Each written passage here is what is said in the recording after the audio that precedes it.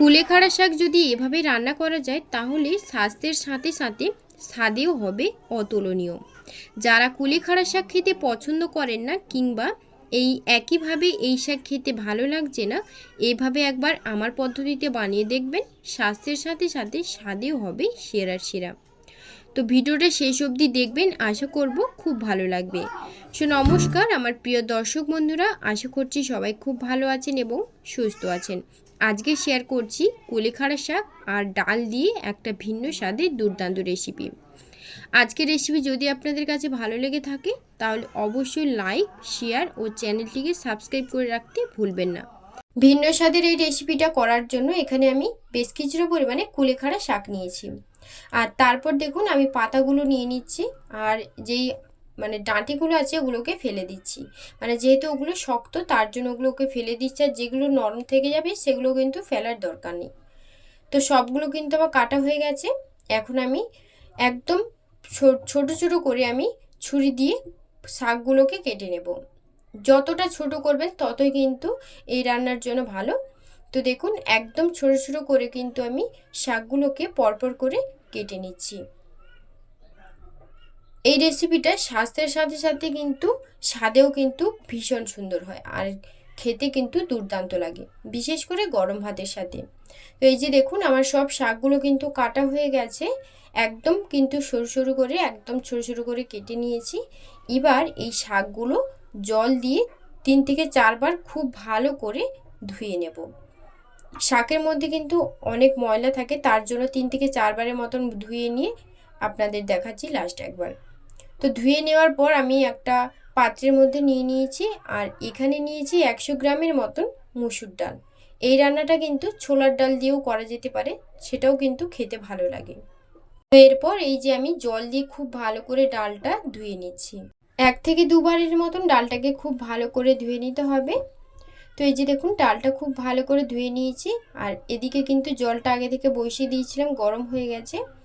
জল কিন্তু ভালোভাবে ফুটতে শুরু করেছে, এখন আমি ডালটা দিয়ে দেব। তো এরপর আমি ডালের মধ্যে লবণ আর হলুদের গুঁড়ো দিয়ে দিচ্ছি পরিমাণ মতন। তারপর ডালটা সেদ্ধ হতে দেব। একটু দানা দানা থাকবে এই ডালটা, সেইভাবে কিন্তু সেদ্ধ করতে হবে। তো আমি 100 গ্রাম মুসুর ডালের জন্য আমি 2 কাপ জল অ্যাড করেছি। এতে কিন্তু ডালটা দানা দানা ভাব থাকবে, আর খেতে কিন্তু তখন মুখে দিলে ভালো লাগবে। তো এই যে দেখুন ডালটাকে আমি 5 থেকে 6 মিনিট ধরে একদম হাই আঁচে খুব ভালো করে সেদ্ধ করে নিয়েছি। এই যে দেখুন এইভাবে কিন্তু ডালটাকে সেদ্ধ করে নিতে হবে। তো ডালটা কিন্তু আমার খুব ভালোভাবে সেদ্ধ হয়ে গেছে। এই যে দেখুন এখন একটু আমি ডালটাকে নাড়াচাড়া করে একটু ভেঙে দিচ্ছি, এতে করে কিন্তু ডালের যে ফ্লেভারটা থাকবে ওটা কিন্তু বেরিয়ে আসবে, তখন কিন্তু খেতে ভালো লাগবে। তো ডালটা কিন্তু ভালোভাবে সেদ্ধ হয়ে গেছে। এই যে দেখুন ডালটা খুব ভালো করে সেদ্ধ হয়ে গেছে, এখন আমি গ্যাসটা অফ করে দিলাম। এবার আমি কড়াইতে বেশ কিছুটা পরিমাণে সাদা তেল দিয়ে তার মধ্যে দিয়ে দেবো রসুন, কাঁচা লঙ্কা আর পেঁয়াজ। 3টে চেরা কাঁচা লঙ্কা, 6 থেকে 7টা রসুনকে একদম কুচিয়ে রেখেছিলাম, একদম কুচো না, চপ করে রাখা যেটাকে বলে, আর একটা মিডিয়াম সাইজের পেঁয়াজ কুচি সেটাকে দিয়ে দিলাম। দেওয়ার পর তারপর 2 থেকে 3 মিনিটের মতন খুব ভালো করে পেঁয়াজ, রসুন আর কাঁচা লঙ্কাটাকে ভালো করে ভেজে নেব। একদম একটু ব্রাউন কালার হয়ে আসবে, ঠিক ওইভাবে কিন্তু ভেজে নিতে হবে। তো দেখুন ভাজা হয়ে গেছে, এখন আমি গ্রেট করে রাখা 1 চামচের মতন আদা কুচি দিয়ে দিলাম। তো এই যে আদা কুচিটা দিয়ে দিলাম। দিয়ে দেওয়ার পর খুব ভালো করে আদাটাকে ভেজে নেব, যাতে আদার গন্ধটা ভালোভাবে চলে যায়। এখানে কিন্তু আদাটা কুচিও দেওয়া যেতে পারে, তবে গ্রেট করে দিলে খেতে ভালো লাগবে। তো তার জন্য আমি আদাটা দিলাম। দেওয়ার পর খুব ভালো করে ভেজে নিয়েছি। তারপর আমি কেটে রাখা শাকটা দিয়ে দিব। তো এই যে শাকটা দিয়ে দিলাম। শাকটা দিয়ে দেওয়ার পর ভালো করে শাকটা ভেজে নেব। পেঁয়াজের সঙ্গে দেখুন আমি খুব ভালো করে মিশিয়ে নিচ্ছি। মিশিয়ে নেওয়ার পর খুব ভালো করে কিন্তু শাকটাকে ভেজে নিচ্ছি। এই শাকটা রান্নার সময় কিন্তু ডালের বড়ি যেগুলো হয় সেগুলো দিয়েও কিন্তু রান্না করলে ভীষণ সুন্দর লাগে, তবে আমার কাছে ছিল না তাই আমি দিলাম না, আপনারা যদি চান দিতে পারেন। এখন আমি লবণ আর পরিমাণ মতো হলুদ দিয়ে দিলাম। দিয়ে দেওয়ার পর আবারও খুব ভালো করে মিশিয়ে শাকটাকে ভেজে নেব।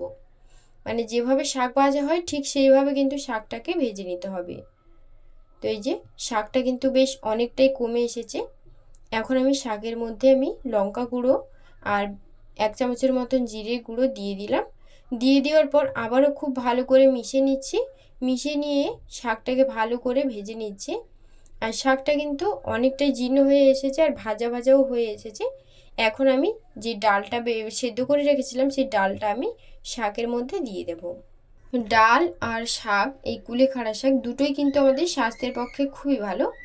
তো এই দুটো দিয়ে যখন রান্না করা হবে তখন কিন্তু খেতে আরও ভালো লাগবে, স্বাস্থ্যের পক্ষেও কিন্তু ভীষণ সুন্দর।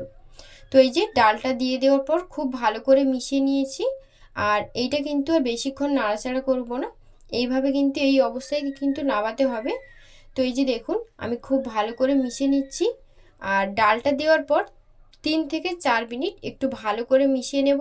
ভালো করে মিশিয়ে নেওয়ার পর রান্নাটা কিন্তু আমার একদম কমপ্লিট। তো 3 থেকে 4 মিনিটের মতন আমি খুব ভালো করে মিশিয়ে নিয়েছি।